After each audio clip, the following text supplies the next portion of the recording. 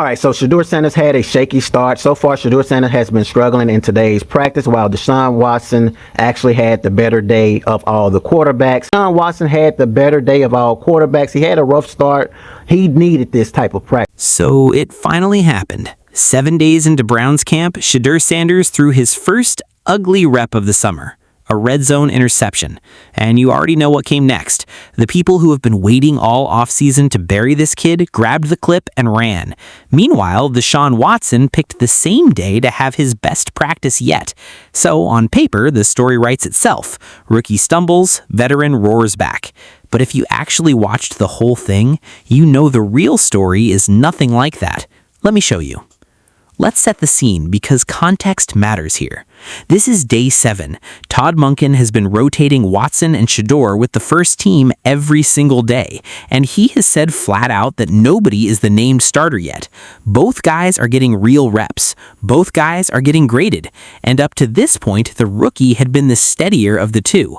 That is not me talking. That is what the beat writers and the coaches around the building have been saying since the spring.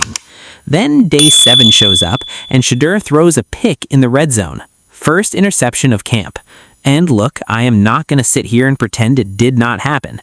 It happened. But here is the part the hit piece crowd conveniently leaves out. It was a tipped ball. The play was a sprint right option down near the goal line. Shedeur is looking for his receiver, the ball gets out, and Grant Delpit gets a hand on it at the line. It pops straight up in the air off the deflection and comes down for the pick. Delpit is a paid veteran safety. That is literally what the Browns give him the big money to do. Jump those windows and blow up a throw. It was not a lazy read. It was not Shedeur staring somebody down and lobbing it to the other team. The defense made a good play on a tight throw in the tightest area of the field. Now, was it clean? No. You would love to see better spacing on that concept across the board, from the receiver all the way through the quarterback, so that window opens up wider. Shedeur would tell you the same. One turnover in the red zone is one you want back. But watch how fast the narrative moved. One tipped ball in a no-contact practice in July, and suddenly the takes are flying that the kid is exposed. That is the game that gets played with this guy every single week. So, before anybody crowns Watson and buries Shedeur off one rep, let's actually roll the tape on that interception and see it for what it really was. Shedeur Sanders threw an interception tip pass from Grant Delpit that ended up being a tip drill interception, his first interception today. But I'm here to give you guys the analysis. He pretty much tried to throw it in double coverage, as you guys can see right there. Ends up being a tip drill interception. Sprint right option. They're looking for KC. Intercepted. And that's the one. Comes off Tylan Wallace's hand. Defended got in there Winston too. Reed with the pick off a deflection. So they've been running sprint right option. They show sprint right option, but what they're trying to do is get everybody flowing that way and then throw behind the defense. Defense did a good job, got their hand on it. Tips and overthrows, got to get those. They get one interception, and that's one for Shedeur that you can't have in the red zone. That was Delpit on there. Grant Delpit, that's why he gets paid the big bucks. Yep. You want to see a little bit better sell to that sprint right option across the board from receiver all the way through quarterback to be able to open up that window to come back and throw it right into the middle of the field into a little crack in the defense. As practice actually continued, it goes to show you Shedeur Sanders' resilience. Here is the thing nobody wants to say out loud.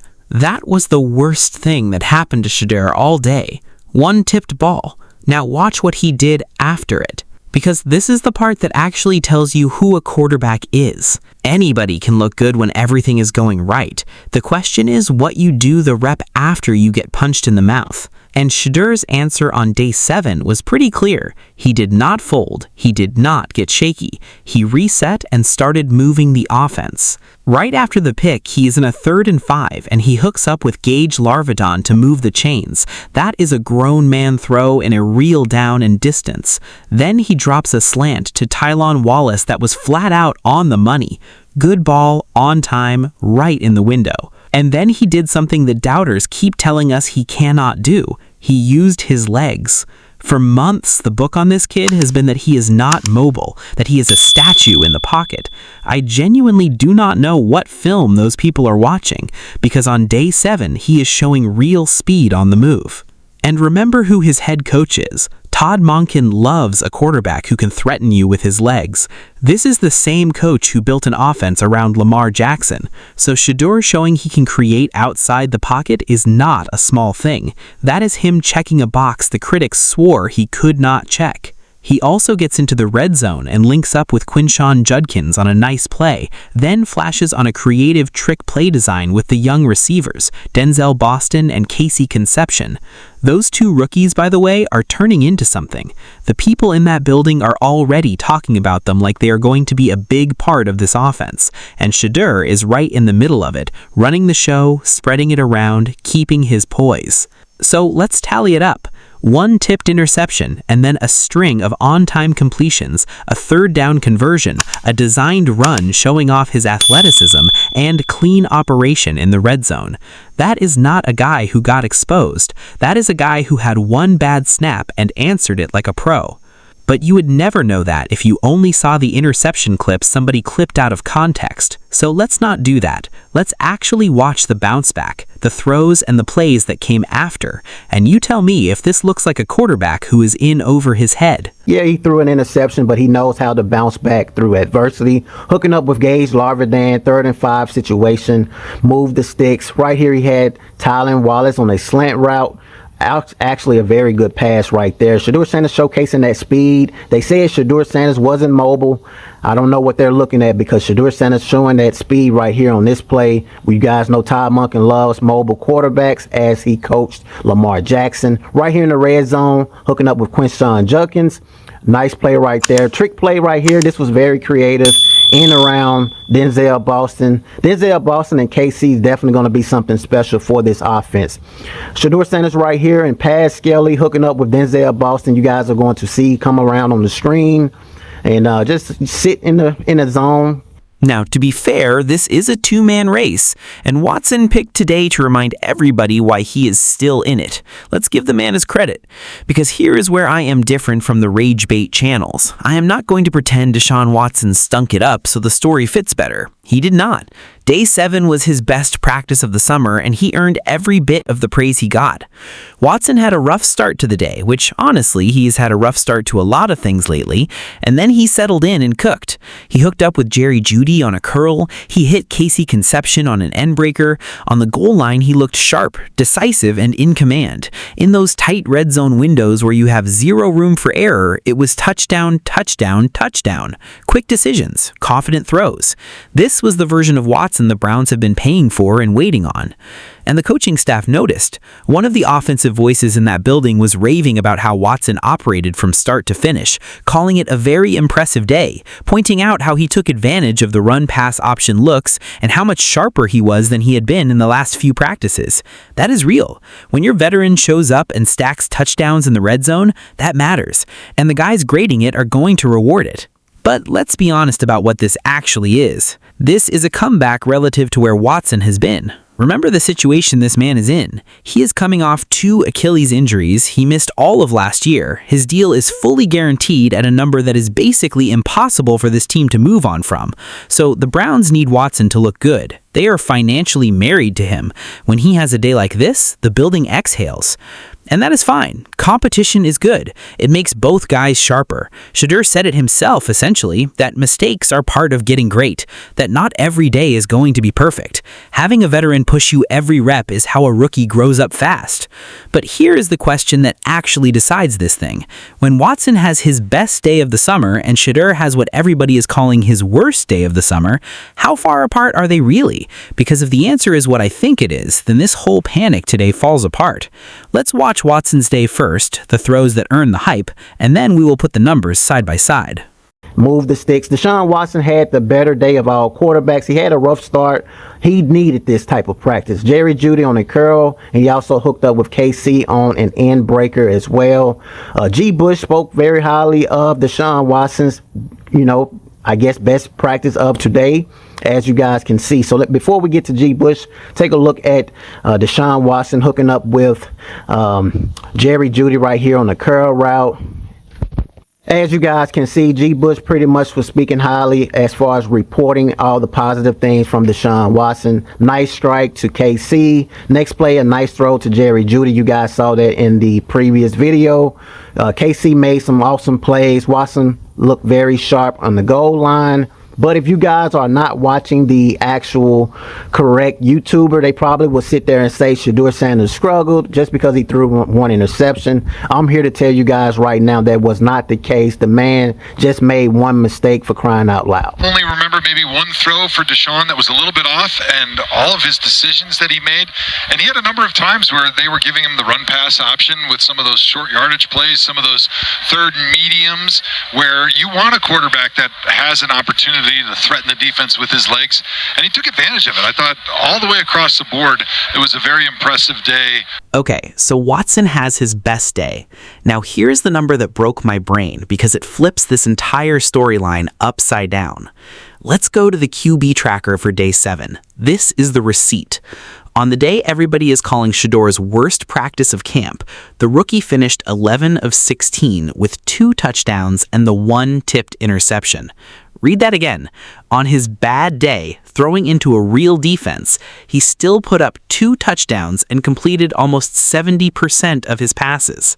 Watson, on his best day of the summer, the day the whole building was buzzing about, put up 17 completions and 7 touchdowns. And that is a great line. I am not knocking it. But sit with what that actually means. It took Watson's absolute ceiling, his best practice in months, to clearly outproduce Shedeur's floor. That is the gap. On a good Watson day versus a bad Shedeur day, that is how close this is.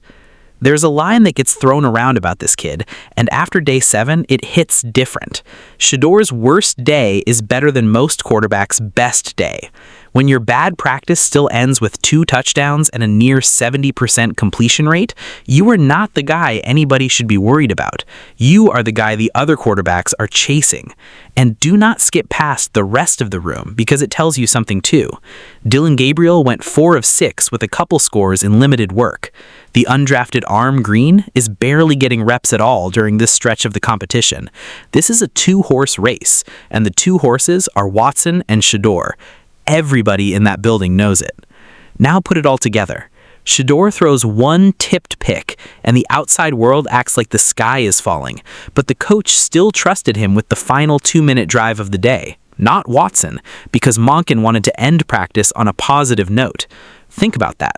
On the day the narrative says Shedeur struggled, the head coach handed him the ball to close it out. Coaches vote with their reps. That is a vote. So here is where we really are. Watson had a genuinely good day and gave the Browns exactly what they needed to see. Shedeur had his roughest day of camp and still walked off with 2 touchdowns, a bounce-back stretch, and the ball in his hands at the end.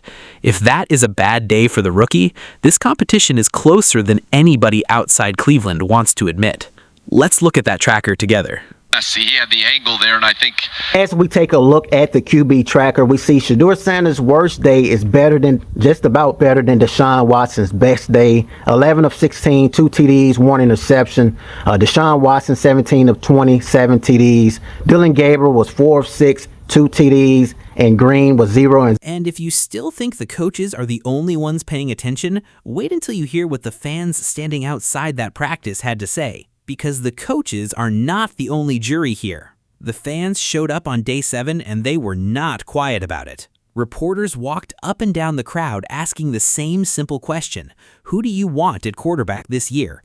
And it was not close. Shedeur, number 2, without a question.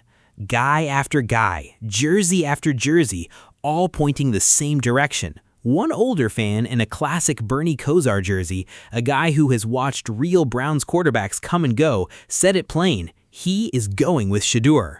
And even the fan who tried to play it down the middle, the one who said he was not favoring either guy and just wanted whoever gives the team the best chance to win, still tipped his hand. He said Shedeur looked more sure in the pocket, said the throws were coming out on time, then pointed out that Watson overthrew a couple of guys and had some ball placement issues.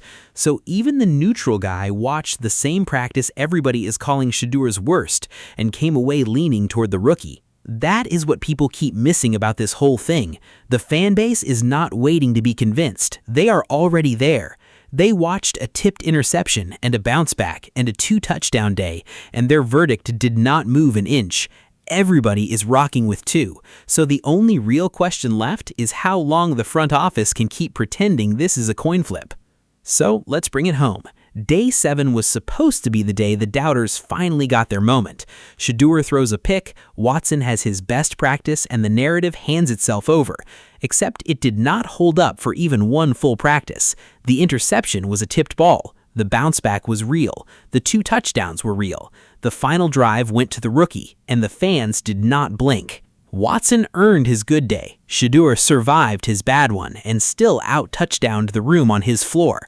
That is not a struggling quarterback. That is a franchise quarterback having an off snap. So I want to hear it. Do you think Shedeur locks up this job by the end of the preseason, or does Watson's Day 7 comeback mean this is a real fight to the finish? Drop it in the comments. Smash like and